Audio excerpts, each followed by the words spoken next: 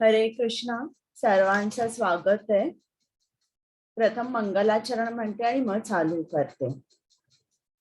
ओम अज्ञानतिमिरान्धस्य ज्ञानाञ्जन शलाकया चक्षुरुन्मीलितं येन तस्मै श्रीगुरवे नमः. श्रीचैतन्यमनोभीष्टं स्थापितं येन भूतले स्वयं रूप गदामह्यं ददाति स्वपदान्तिकम्. नम ओं विष्णुपादाय कृष्णपृष्ठाय भूतले श्रीमते भक्ति वेदांत स्वामिन् इति नामिने. नमस्ते सारस्वते देवे गौरवाणी प्रचारिणे निर्विशेष शून्यवादी पाश्चातदेशतारिणे. हे कृष्णा करुणा सिंधु दीनबंधु जगतपते गोपेश गोपिका कांत राधा कांत नमोस्तुते. तप्त कांचन गौरांगी राधे वृंदावनेश्वरी वृषभानुसुते देवी प्रणमामि हरिप्रिये. जय श्री कृष्ण चैतन्य प्रभु नित्यानंद श्री अद्वैत गदाधर श्रीवासादि गौर भक्त वृंद. हरे कृष्ण कृष्ण कृष्ण हरे हरे हरे राम राम राम हरे हरे. सर्वांचं स्वागत आहे. आज आपण 10वा अध्याय विभूती योग शिकणार आहोत. प्रथम ज्यांच्या आनंदासाठी मी तुम्हाला भगवद्गीता सांगते आणि ज्यांच्या आनंदासाठी तुम्ही तास दीड तास बसून भगवद्गीता ऐकता त्या श्री राधा गोविंदांना आपण जिकडे आहोत तिकडनं साष्टांग नमस्कार करूया, त्यांचे आशीर्वाद घेऊया. कृष्ण कृपा मूर्ती श्रील प्रभुपाद ज्यांनी आपल्यासाठी सोप्या शब्दात पुस्तकं लिहिलेली आहेत, त्यांचे उपकार आपण कधीच फेडू शकणार नाही. त्यांनी आपल्याला भगवद्गीता समजावून सांगितली, त्याच्यामुळे आपण हा उपक्रम चालू ठेवू शकतो. तर त्यांचे सुद्धा आशीर्वाद घेऊया आणि हा अध्याय चालू करूया. नामानिष्ठ प्रभूजी ज्यांनी स्लाइड्स तयार केल्या, प्रेमा माताजी ज्यांनी मला ट्रेनिंग दिलं, या दोघांनाही माझा दंडवत प्रणाम. आणि आमचे को होस्ट ऍडमिन कीर्तन करायला येणाऱ्या बायका मुली या सर्वांना मनापासून धन्यवाद. त्यांच्या सहकार्याशिवाय मी हा वर्ग घेऊ शकले नसते. हे माहिती आहेत ना, अर्च विग्रह जगन्नाथ बलदेव आणि सुभद्रा देवी. तर काल आपण काय बघितलं, कृष्णाने त्याच्याबद्दलचं ज्ञान आपल्याला दिलं. काल मी तुम्हाला सांगितलं की हे जे आत्मज्ञान आहे हे राजगुह्य आणि राजविद्या का आहे हे मी तुम्हाला सांगितलं. आणि मग कृष्णाने अचिंत्य भेदाभेद तत्वाबद्दल सुद्धा सांगितलंय की मी ही सृष्टी मीच व्यापली आहे, पर तरी देखील या सृष्टीचा अंश मी नाहीये. तर अशा तऱ्हेने आपण बघितलं, पहिल्यांदा श्रीकृष्णाने त्याचं ज्ञान आपल्याला दिलं आणि मग त्यांनी सांगितलं की जे मूढ आहेत ते कसा विचार करतात, ते कुठे आकर्षित होतात, आणि जे महात्मा आहे ते सतत काय करतात, ते सतत कृष्णाचं कीर्तन करतात आणि कृष्णाच्या भक्तीमुळे नेहमी व्यस्त असतात. आणि मग शेवटी जर तुम्हाला कृष्णाकडे जायचं असेल तर मात्र अनन्य भक्तीद्वारेच आपल्याला त्याची प्राप्ती होऊ शकते. कुमुद माताजी तुम्ही मी येते हो, मला यावं पडेल. बरं चालेल. या आलेल्या आहेत का माधवी माताजी? नाही ना? हो माताजी मी आली. माधवी माताजी आल्या. बरं, तुम्ही हँड रेस केलाय का? माधवी माताजी तुम्ही रेज एंड कराल? ओके, हा करते माताजी. थँक्यू. मी येते माताजी. चालेल. तर आता इकडे हा जो अध्याय आहे 10वा, यात आपण काय काय शिकणार आहोत हे आपण पहिल्यांदा बघूया. इकडे प्रथम कृष्णाने आपल्याला सांगितलंय की मीच ही सृष्टी निर्माण केलेली आहे आणि मी सर्वांचा उगम आहे. आणि मग त्याच्यानंतर इकडे 10.8 ते 10.11 हे जे श्लोक आहे यांना चतुर्श्लोकी भगवद्गीता म्हटलंय. भगवद्गीतेचा सार आहे. म्हणजे जर कोणी तुम्हाला विचारलं की तुम्ही भगवद्गीतेत काय शिकला, तर सगळं उत्तर या 4 श्लोकांमध्ये आहे. मग अर्जुनाने सर्व कृष्णाबद्दलचं ज्ञान जेव्हा कृष्णाने त्याला दिलं आणि त्यांनी ऐकलं, तेव्हा त्यांनी कृष्णाचे सर्वोच्च पद स्वीकारले आणि त्यांनी प्रार्थना केली कृष्णाकडे. तर ही प्रार्थना तुम्ही सुद्धा लक्षात ठेवायची आहे. आणि जशी अर्जुनाने प्रार्थना केली तशीच आपण जेव्हा केव्हा मंदिरात जातो तेव्हा आपण कृष्णाची अशीच प्रार्थना करायची. तुम्ही हवं तर ती प्रार्थना लिहून ठेवा. आणि मग भगवान श्रीकृष्ण त्याच्या विभूतींचे वर्णन करतात. आता या अध्यायाचं नाव आहे विभूती योग. तर नावापासून चालू करूया. विभूती म्हणजे काय, मला कोण सांगेल?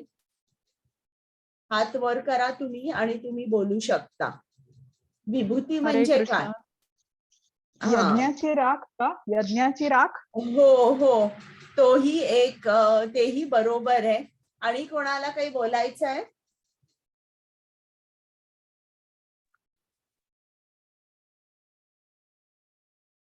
नाही का कोणी? बरोबर सांगितलं. एक प्रकारे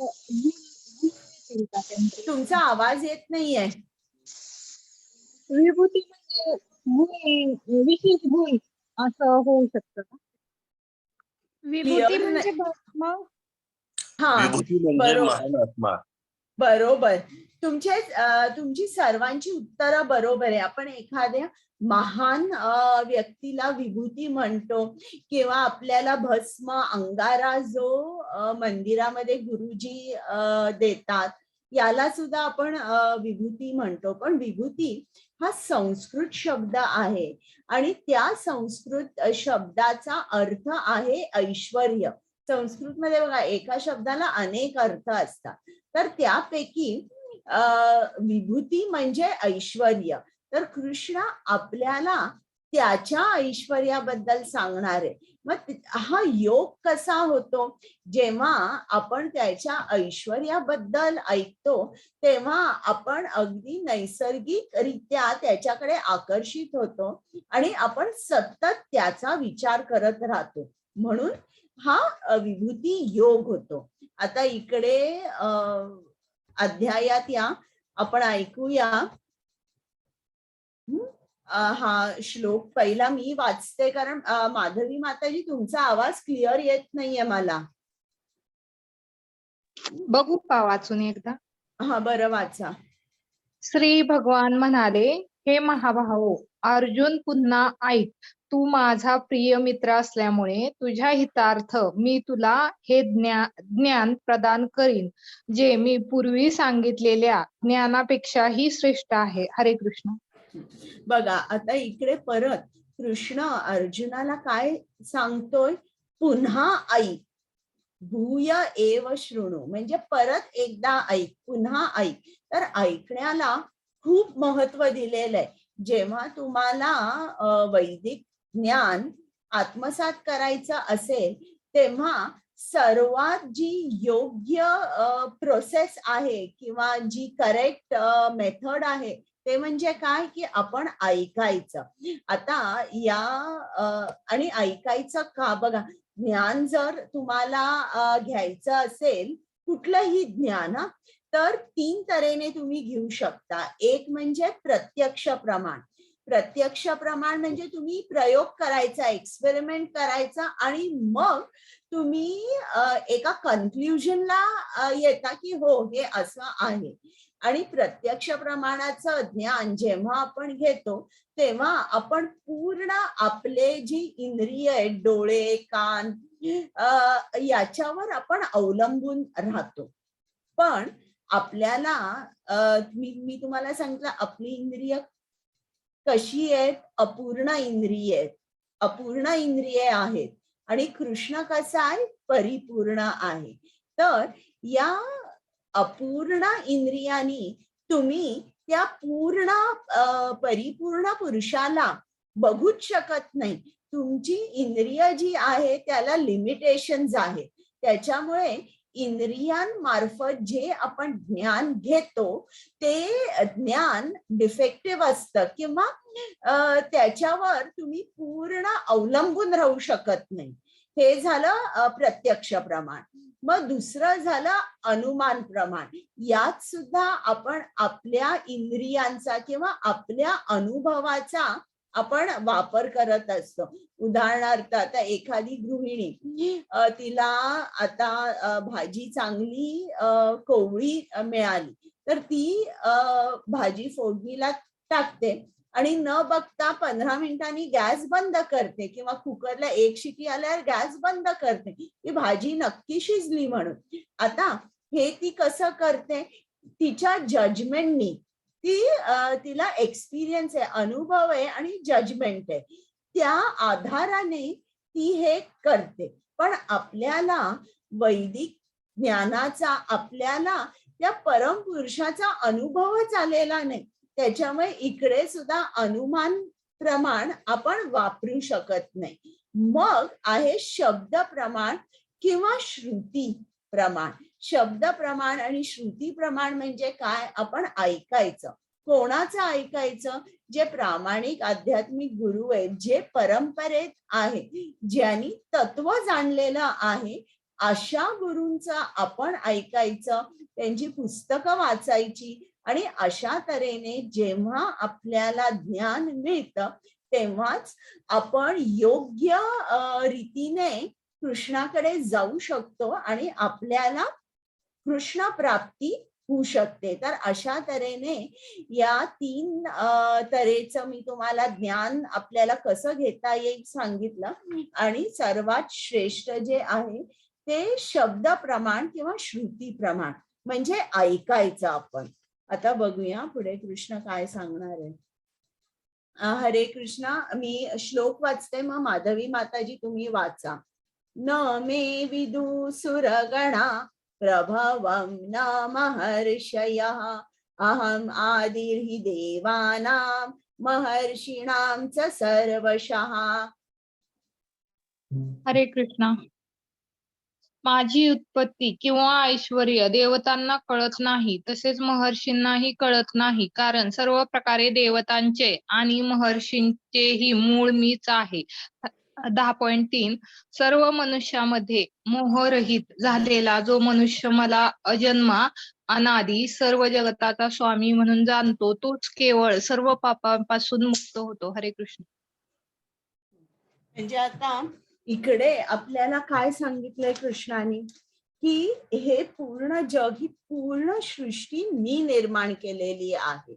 आणि त्याच्यामुळे जे महर्षी आहेत, ऋषी आहेत, देवता आहे, यांचा सुद्धा मूळ मी आहे. आणि मी सर्वांना निर्माण केल्यामुळे कोणी मला पूर्ण तऱ्हेने जाणू शकलेलं नाहीये. तर आता इकडे बघा, देवकी आहे आणि आता देवकी च्या गर्भामध्ये कृष्ण आहे. आता हे सर्वांना माहिती आहे की देवकी ही कृष्णाला जन्म देणार आहे. आणि सर्वजण जे कृष्णाचं मूळ रूप आहे, 2 हात 2 पाय, हे जे रूप आहे हे बघायला आलेले आहे. तर इकडे तुम्हाला हे सगळे दिसत आहेत ना, देव देवता, हे कृष्णाचं मूळ रूप बघायला आले. की जे आता मी तुम्हाला 11व्या अध्यायात सांगणार आहे की कृष्ण स्वतः सांगणार आहे की हे फक्त अनन्य भक्तीनेच तुला माझं दर्शन होऊ शकतं. आणि इकडे काय सांगितलंय की जो मनुष्य जाणतो की कृष्ण अजन्मा आहे किंवा अज आहे, जो अनादी आहे, हे जो थिअरॉटिकली नाही, जो प्रॅक्टिकली हे जाणतो, म्हणजे आपल्याला दैनंदिन आयुष्यामध्ये त्याच्या आपल्याला ही समज जी त्याला मिळालेली आहे त्याचं आचरण दिसतं. तर असा जो माणूस आहे ज्याला कृष्ण तत्व माहिती आहे, तो सर्व पापांपासून मुक्त होतो. हरे कृष्ण. हरे कृष्ण. सप्तर्षीगण आणि त्यांच्या पूर्वीचे 4 महर्षी तसेच मनु मानव जातीचे प्रजापती माझ्या मनापासून निर्माण होतात, म्हणजे माझ्यापासून उत्पन्न होतात आणि विविध लोकांवरील निवास करणारे सर्व जीव त्यांच्यापासून उत्पन्न होतात. हरे कृष्ण. म्हणजे मी तुम्हाला सांगितलं की सर्वांचा निर्माण करता कोण आहे? कृष्ण आहे. त्याच्यामुळे कृष्णाला जाणणं खूप अवघड आहे. बघा, आता भौतिक जर तुम्हाला उदाहरण द्यायचं असेल, आपण आपल्या आई वडिलांबद्दल जाणू शकतो का? आपल्याला फक्त माहितीये ही माझी आई आहे, हे बाबा, आपण त्यांचा स्वभाव जाणू शकतो. पण जोपर्यंत ते आपल्याला त्यांच्याबद्दल सांगत नाही की मी शाळेत असताना मला हा विषय आवडायचा नाही, मला हा विषय खूप आवडायचा, किंवा लहानपणी मी शाळेत मला जायला आवडत नव्हतं, जे काय असेल, जोपर्यंत ते आपल्याला सांगत नाही तोपर्यंत आपल्याला त्यांच्याबद्दल काही समजत नाही. त्याही पेक्षा जास्त की त्यांचे आई वडील म्हणजे आपले आजी आजोबा, आपले पणजोबा पणजी यांच्याबद्दलचं ज्ञान त्यांनी सांगितल्याशिवाय आपण समजू शकत नाही. तर आता इकडे कृष्ण कोण आहे बघा. कृष्णाने ही पूर्ण सृष्टी निर्माण केलेली आहे आणि आपण जाणू शकतो का कृष्णाला? नाही. मग कृष्ण जेव्हा त्याचं ज्ञान देईल तेव्हाच आपण त्याला जाणू शकू. हरे कृष्ण. हा श्लोक आहे का? मी वाचते. एतां विभूतिं योगं च मम यो वेत्ति तत्त्वतः सो विकल्पेन योगेन युञ्जते नात्र संशयः. हरे कृष्ण.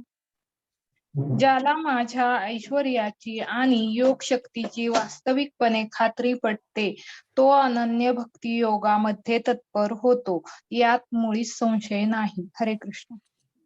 बघा, इकडे कृष्णाने काय सांगितलंय की ज्याला त्याच्या ऐश्वर्याची आणि योग शक्तीची खात्री पटते तोच अनन्य भक्तीमध्ये तत्पर होतो, यात मुळीच शंका नाही. म्हणजे इकडे बघा, 100% जेव्हा आपल्याला खात्री पटते तेव्हाच आपण हा अनन्य भक्ती योग करू शकतो. बरं, अनन्य भक्ती योगासाठी काय लागतं? श्रील प्रभुपाद म्हणतात प्रेम लागतं. प्रेम हे इतकं सिंपल नाहीये, इतकं साधं नाहीये. म्हणजे इकडे आपण भौतिक जगामध्ये काही काही फ्रेजेस वापरतो, लव्ह ॲट फर्स्ट साईट वगैरे, हे असं आध्यात्मिक जगामध्ये अजिबात नाहीये. प्रेम म्हणजे काय? प्रेम म्हणजे सेवा. तुमच्यामध्ये सेवा भाव हा खूप असला पाहिजे. आणि सेवा भाव तुमच्यामध्ये कधी येईल? जेव्हा तुम्हाला त्या व्यक्तीबद्दल प्रेम असेल. उदाहरणार्थ, एक आई आपल्या मुलाची, लहान तान्ह्या बाळाची दिवस रात्र सेवा करते आणि सतत त्याचं स्मरण करते, विचार करते, त्याला मधोमध ठेवते आणि आपली दिनचर्या जी आहे अशी अरेंज करते की त्या बाळाला ती सतत त्या बाळाची सेवा करेल. तर आता इकडे ही आई एवढं बाळाची सेवा का करू शकते? कारण तिला प्रेम आहे. समजा जर काही रस्त्यावर असंच एक तान्हं बाळ असेल तर, आणि आपण त्याला बघितलं तर आपण त्याची अशी सेवा करू शकू का? कदाचित नाही. आपण कोणाला तरी सांगू, पोलिसांना, की हे बघा इकडे तान्हं बाळ आहे, मग ते घेऊन त्याला अनाथ आश्रमात वगैरे घेऊन जातील. पण जोपर्यंत आपल्याला प्रेम येत नाही तोपर्यंत आपण अनन्य सेवा करू शकत नाही. बघा भगवद्गीतेमध्ये एकसारखं कृष्ण आपल्याला सांगत आहे, मी असा आहे, माझं स्वरूप असं आहे, मी तुम्हाला इकडे भेटू शकीन, तुम्ही इकडे लवकर या, कुठल्या मार्गाने तुम्ही लगेच माझ्याकडे पोचाल, असंही कृष्ण आपल्याला सांगत आहे. म्हणजे हे जे भगवद्गीता आहे ना, खरोखर हे एक प्रेमपत्र आहे जे आपल्यासाठी यांनी कृष्णाने लिहिलेलं आहे की हे भौतिक जग राहायचं ठिकाण नाहीये, तुम्ही लवकर माझ्याकडे या. आता हे बघा, हा एक सीन आहे इकडे या स्लाइड मध्ये. कृष्ण आणि बलराम हे मथुरेमध्ये आलेले आहेत आणि जेव्हा ते आलेले आहेत तेव्हा इकडे जी कोणी माणसं होती कृष्णाकडे, कृष्णाचं रूप बघून ते इतके आकर्षित झाले की ते जे काय करत होते तिकडेच ते थांबले, एकदम स्तब्ध, आणि कृष्णाकडे बघतच राहिले. आणि व्यासदेवानी हे जे याचं वर्णन भागवतम मध्ये केलंय तेव्हा त्यांनी सांगितलंय की बायका, पुरुष हे आपल्या घराच्या गच्चीवर गेले, काही जण डोंगरावर चढले आणि सर्वांना कृष्ण दिसत होता. गर्दी खूप होती तरी सर्वांना कृष्ण दिसत होता. ज्याप्रमाणे आपल्या पृथ्वीवर कितीही गर्दी झाली तरी आपल्याला सर्वांना ज्याप्रमाणे सूर्य दिसतो त्याचप्रमाणे सर्वांना कृष्णाचं दर्शन झालं. अहं सर्वस्य प्रभवो मत्तः सर्वं प्रवर्तते इति मत्वा भजन्ते मां बुधा भाव समन्विताः. हरे कृष्ण. मीच सर्व प्राकृत आणि आध्यात्मिक जगताचा उत्पत्ती करता आहे. सर्व काही माझ्यापासून उद्भवते. जे बुद्धिमान मनुष्य हे पूर्णपणे जाणतात ते माझ्या भक्तीमध्ये संलग्न होतात आणि अंतःकरणपूर्वक मलाच भजतात. हरे कृष्ण. आता इकडे बघा 10.8 ते 10.11 चतुर्श्लोकी भगवद्गीता आहे. यात भगवद्गीतेचा सार आहे आणि सर्व वेदांत सूत्रांचा सुद्धा सार हाच आहे. मग आता या 3 गोष्टी सांगितलेल्या आहेत: संबंध ज्ञान, अभ्युदय आणि प्रयोजन. संबंध ज्ञान म्हणजे काय की कृष्णाने सांगितलंय तो आपल्या सर्वांचा उत्पत्ती करता आहे. म्हणजे कृष्ण कोण आहे? निर्माता आहे. आपण कोण आहोत? आपण निर्मित आहोत. हे संबंध ज्ञान झालं. कृष्ण कोण आहे आणि आपण कोण आहे. आणि कृष्णाने सांगितलंय सर्व काही माझ्यापासून उद्भवते. आता आपण पुढे बघूया. हरे कृष्ण. हा, मी श्लोक वाचते. मच्चित्ता मद्गत प्राणा बोधयन्त परस्परं कथयन्तश्च मां नित्यं तुष्यन्ति च रमन्ति च. हरे कृष्ण.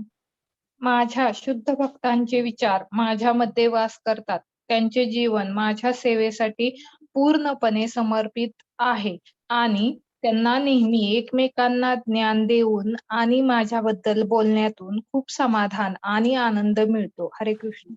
आता हे काय झालं? अभ्युदय किंवा ऍक्टिव्हिटी. आता संबंध, अभ्युदय आणि प्रयोजन. तर हे तुम्हाला समजावून सांगताना मी उदाहरण देते की डॉक्टर आणि पेशंटचं उदाहरण देते. एक रुग्ण असतो आणि त्याच्या छातीत दुखायला लागतं.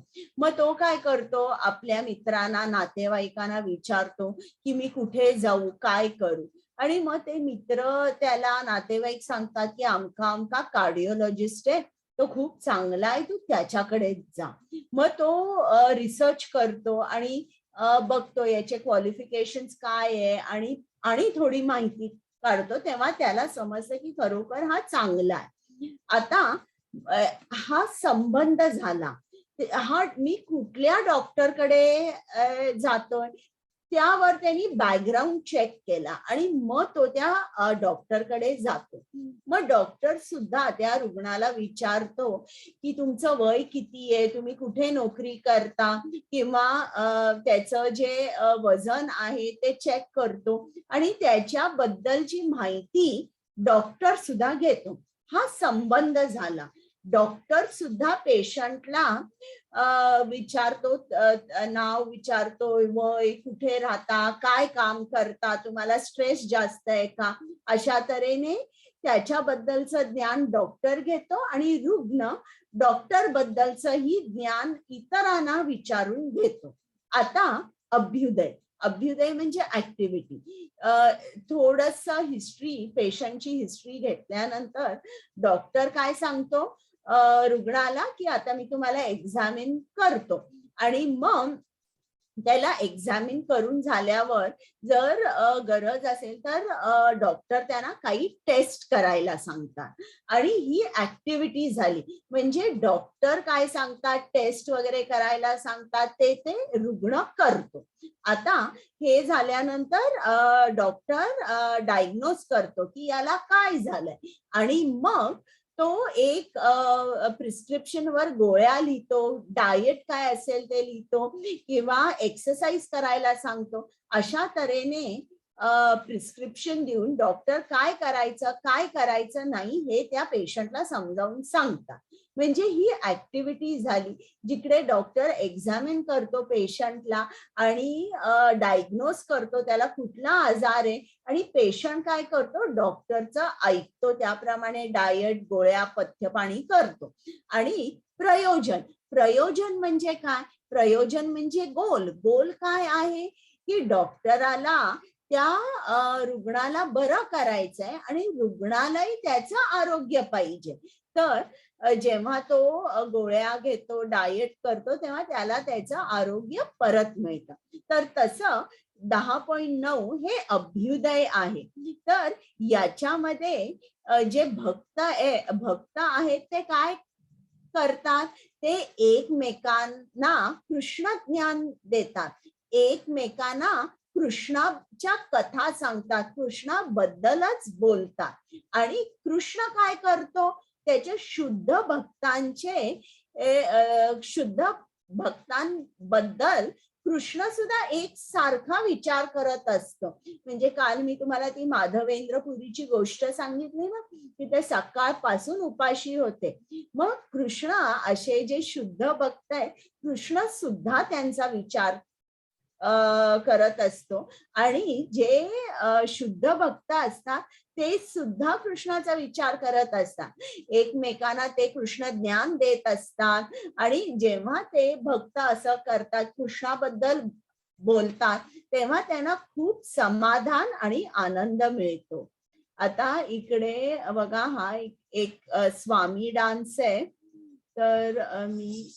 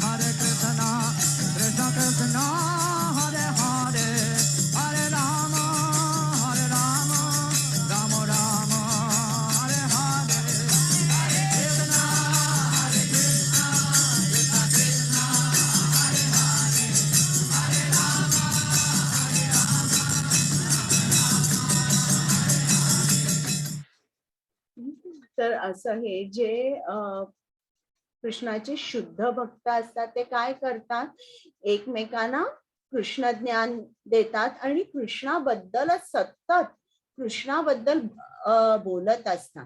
तर एखादा जो अभक्त आहे त्याला ही गोष्ट समजणार नाही की हे कसे काय एकसारखे रोज भगवद्गीता वाचतात, रोज भगवद्गीतेच्या क्लासला जातात. जर आपण अशा भक्तांना विचारलं, चल आज आपण सिनेमाला जाऊया, हॉटेलमध्ये जाऊया, तर त्यांना ती इच्छाच नसते आणि त्यांच्यामध्ये त्यांना समज आलेली असते की हे मला जे मनुष्य जन्म मिळालेला आहे हा अतिशय दुर्लभ आहे. तर आता मला टाइम वेस्ट करायला सिनेमा जा, हॉटेलमध्ये जायला जा, खायला जा, यासाठी वेळ नाहीये आणि त्यातून मला आनंदही मिळत नाहीये, समाधानी मिळत नाही. बघा, तुम्ही एखादं टीव्ही सिरियल, सिनेमा, न्यूजपेपर जेव्हा तुम्ही उघडाल, वाचाल, तेव्हा तुम्हाला काय दिसतं त्याच्यामध्ये, कोणी कोणाचे खून केले, काही स्कॅम झाले, म्हणजे जे काय आपण वाचतो ते सगळं नेगेटिव्ह जे आहे ते आपण सगळं, आपल्याला तो आहार आपण मनाला देत आहे. आणि हे सगळं वाचून आपल्याला आनंद होतो का? नाही. आपण एक न्यूज म्हणून न्यूजपेपर वाचतो, कुठे काय चाललंय ते. पण जेव्हा तुम्ही भगवद्गीता उघडाल आणि वाचाल तेव्हा तुम्हाला खरोखर आनंद मिळेल. आता 18 दिवस भगवद्गीता आपली झाली, तुम्ही उघडली, वाचली की तुम्हाला बघा किती आनंद मिळेल. एकदा समज आली, तुम्हाला समजायला लागलं की मग वाचायला खूप आनंद होतो. तेषां सतत युक्तानां भजतां प्रीतिपूर्वकं ददामि बुद्धि योगं तं येन माम् उपयान्ति ते. हरे कृष्ण. जे प्रेमाने माझी सेवा करण्यासाठी सतत समर्पित असतात त्यांना मी समज देतो की ते माझ्याकडे येऊ शकतात. हरे कृष्ण. म्हणजे बघा, इकडे हा काय झाला, हा गोल झाला. गोल काय आहे की जे कृष्णाची प्रेमाने सेवा करतात त्यांना कृष्ण काय देतो, समज देतो, म्हणजे ज्ञान देतो, ज्या ज्ञानाने आपण कृष्णाकडे जाऊ शकतो, म्हणजे कृष्ण समज देतो. हे काय झाला, हा गोल झाला किंवा हे प्रयोजन झालं. आता पुढे आपण बघूया आणि काय सांगितलेलं आहे ते. हरे कृष्ण. हा श्लोक आहे का? तेषाम एव अनुकंपार्थम अहम ज्ञानजं तमः नाशयाम्यात्मभावस्थो ज्ञानदीपेन भास्वता.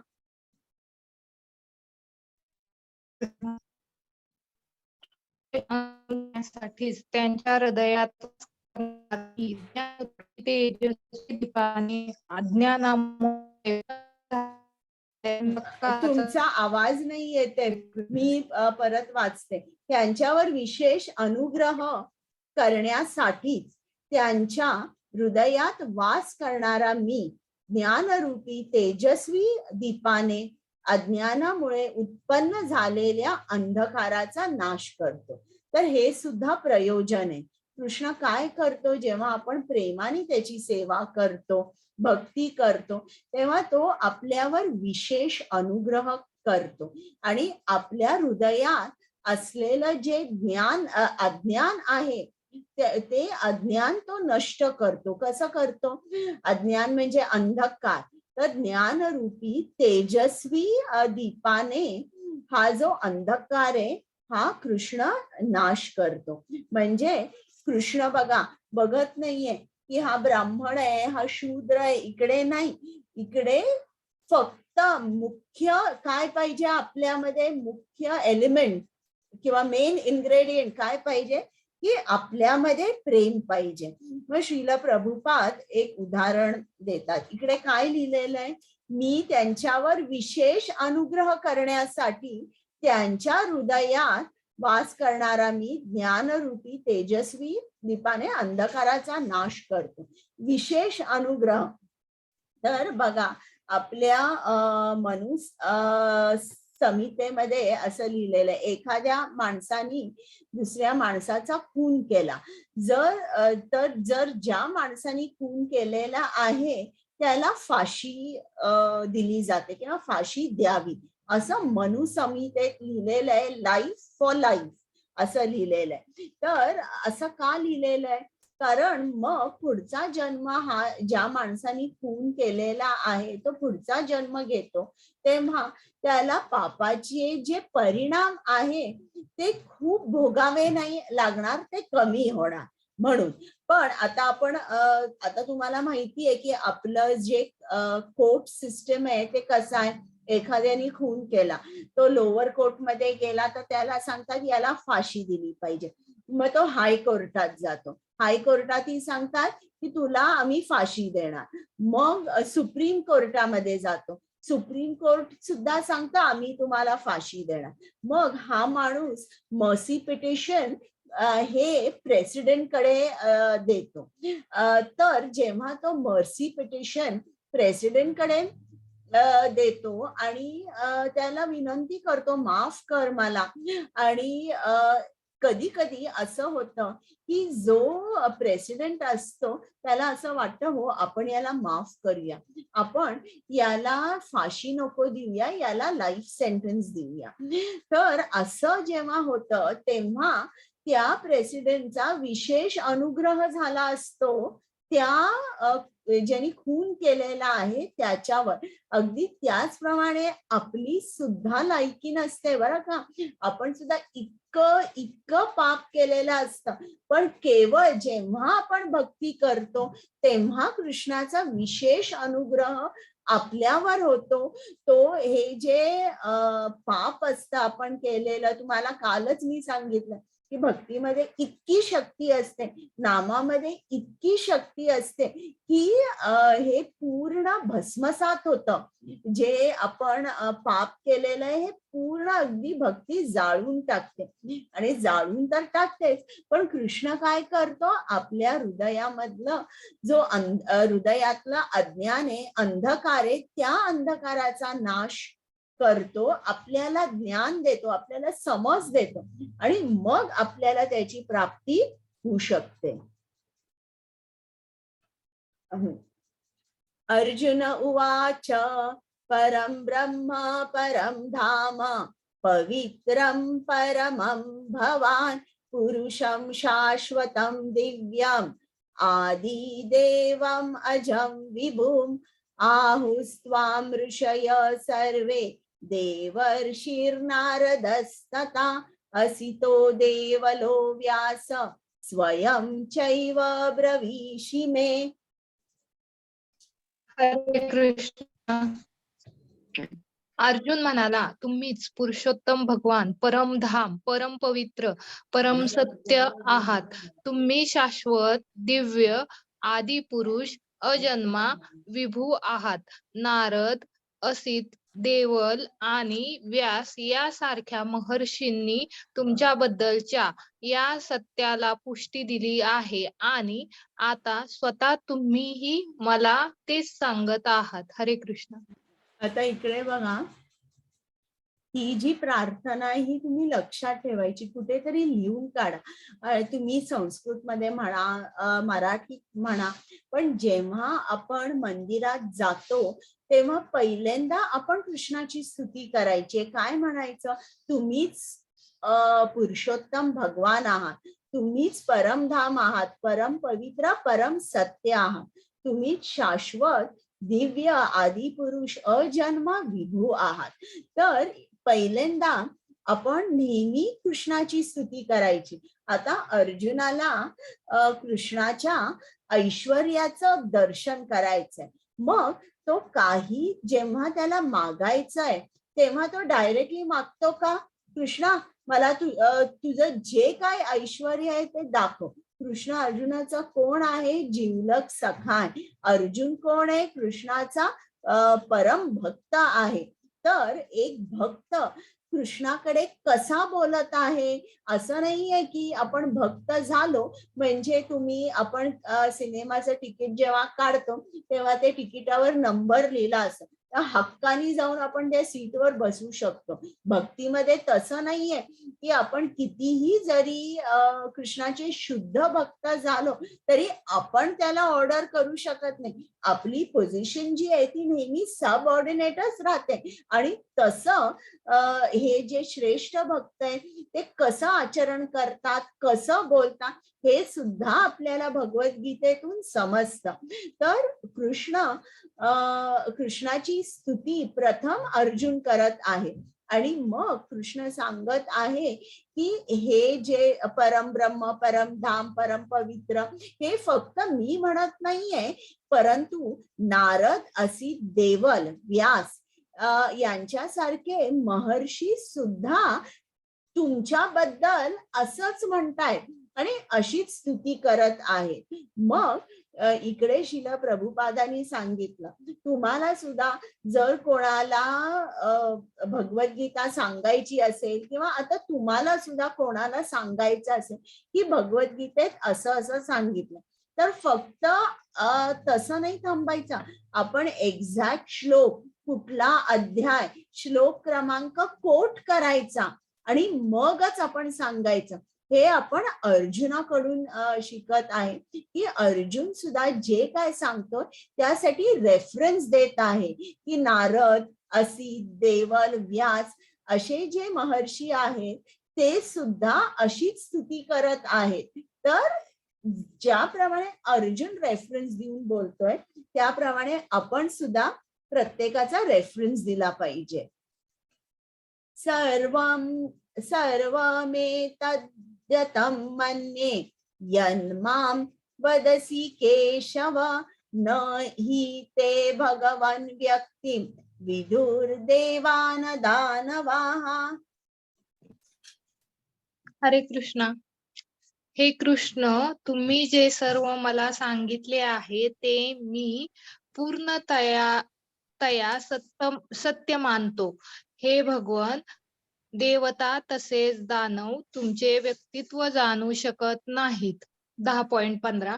हे पुरुषोत्तम, हे भूतभावन, भूतेश, देवादिदेव, हे जगतपते, खरोखर तुम्हीच केवळ आपल्या अंतरंगा शक्तीद्वारे स्वतःला जाणू शकता. हरे कृष्ण. बघा, इकडे परत अर्जुन कृष्णाला किती वेगवेगळ्या नावाने संबोधतोय. त्याचप्रमाणे आपल्याला सुद्धा लक्षात ठेवलं पाहिजे, कृष्ण मंदिरात जाताना आपण सुद्धा वेगवेगळ्या नावाने कृष्णाला संबोधू शकतो. आणि मग हे सगळं झाल्यानंतर कृष्ण आता अर्जुन कृष्णाला विचारणार आहे की मला तुमच्या विभूत्यांचं, तुमच्या ऐश्वर्यांचं दर्शन करायचंय. माधवी माताजी वाचा.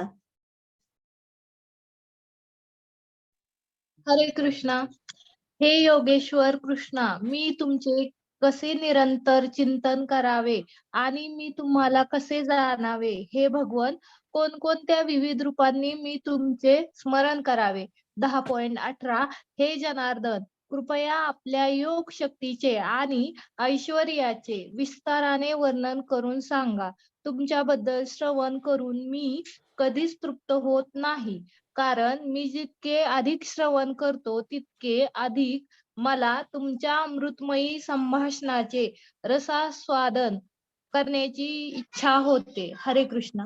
आता जेव्हा आपण कृष्णाकडे कोणती गोष्ट मागत आहे तेव्हा त्याचं आपला जे काय मागतोय त्याच्या पाठचा हेतू काय आहे हा सुद्धा आपल्याला क्लिअर पाहिजे. आणि इकडे अर्जुन कृष्णाला सांगत आहे की मला तुझं ऐश्वर्य का बघायचंय, कारण मला तुझं निरंतर चिंतन करायचंय.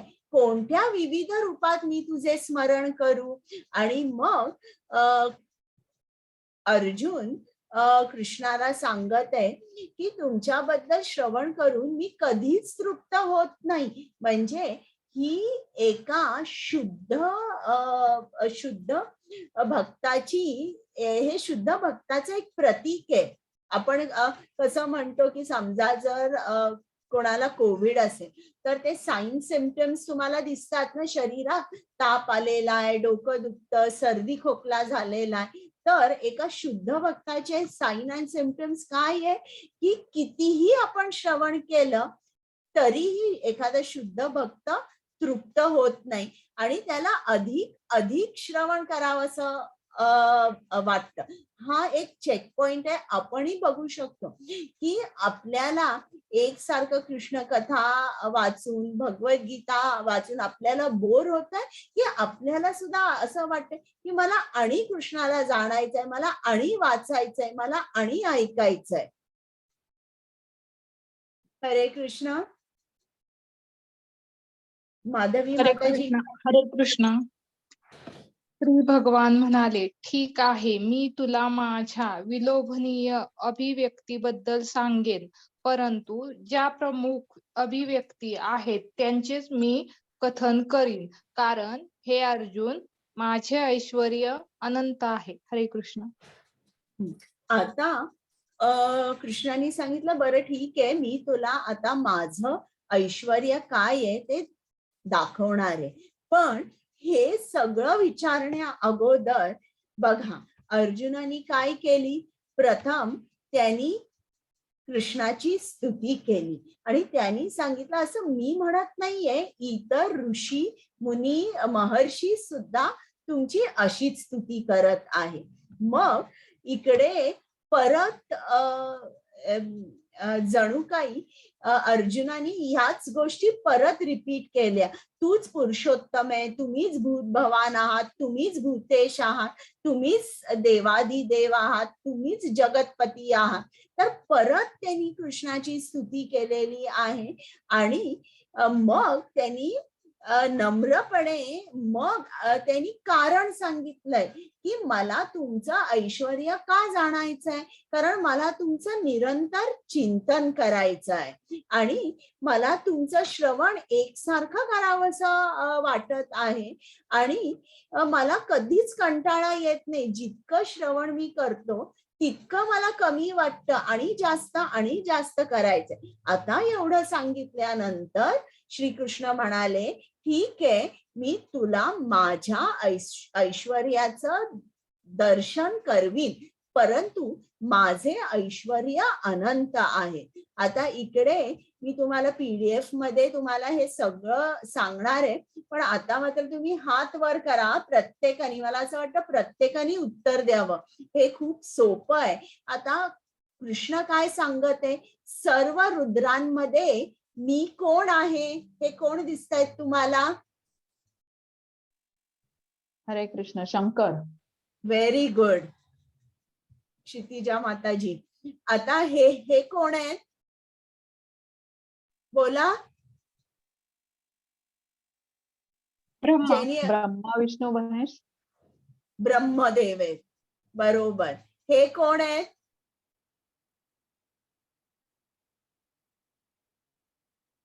द्या उत्तर. नारद मुनी. बरोबर, नारद मुनी. मग हे कोण आहेत? राम. बरोबर बरोबर, प्रभू रामचंद्र. हे कोण आहेत? हनुमान. नाही, हे कपिल मुनी आहेत. गौतम. अच्छा, कपिल मुनी. कपिल मुनी. हा पक्षी कुठला आहे? जटायू. बरोबर, गरुड. सर्व पक्ष्यांमध्ये मी गरुड आहे. बरं, हा कोण आहे जो युद्ध करायला तयार नाहीये? तो अर्जुन. अर्जुन. सर्व पांडवांमध्ये मी अर्जुन आहे. हे कोण आहे?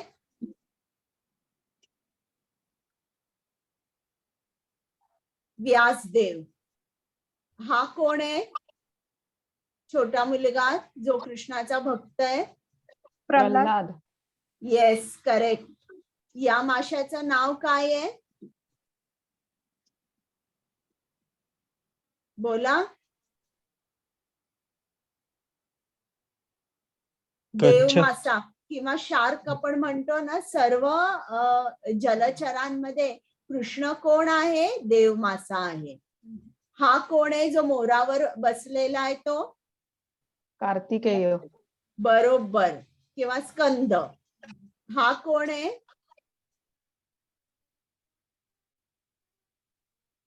वरुण. वर्ण. अच्छा, नाही, वर्ण. वरुण. इकडे ज्यांनी आपल्या हातामध्ये एक दंडा घेतलेला आहे, हा कोण आहे? यमदेव. येस, बरोबर. हा जो सर्प आहे, या सर्पाचं नाव काय आहे? वासुकी. येस, बरोबर. इकडे हा कोण आहे प्राणी?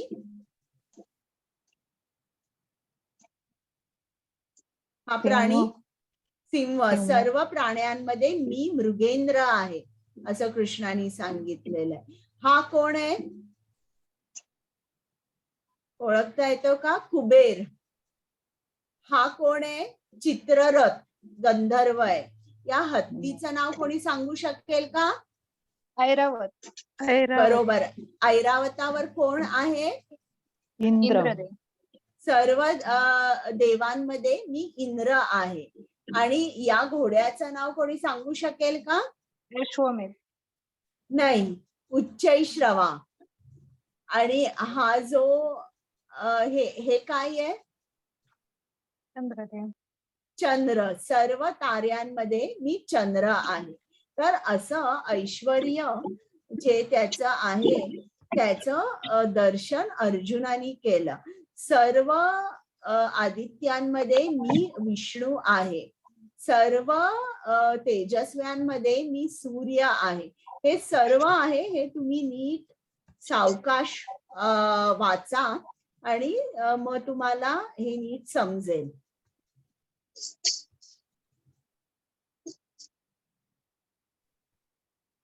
माधवी माताजी. शिवाय हे अर्जुन, मी सर्व अस्तित्वांची उत्पत्ती करणारा बीज आहे. असे कोणतेही अस्तित्व नाही, हलणारे किंवा न हलणारे, जे माझ्याशिवाय अस्तित्वात असू शकते. 10.40. हे परंतप, माझ्या दिव्य विभूतींना अंत नाही. मी तुला जे सांगितले आहे ते माझ्या अनंत विभूतीचे केवळ सूचक आहे. हरे कृष्ण. म्हणजे बघा, इकडे काय सांगितलंय आपल्याला? कृष्णाने सांगितलंय सर्व चल अचल जे काय आहे हे सर्व मीच निर्माण केलेलं आहे. आणि हे या ज्या माझ्या दिव्य विभूत्या आहेत, त्या विभूत्यांना अंत नाही, त्या अनंत आहेत.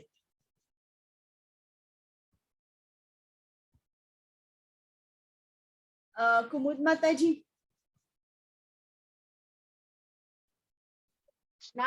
यद् यद् विभूतिमत्सत्त्वं श्रीमदूर्जितम् एव वा तत्तद् एवावगतत्वं मम तेजोष संभवम्. हरे कृष्ण.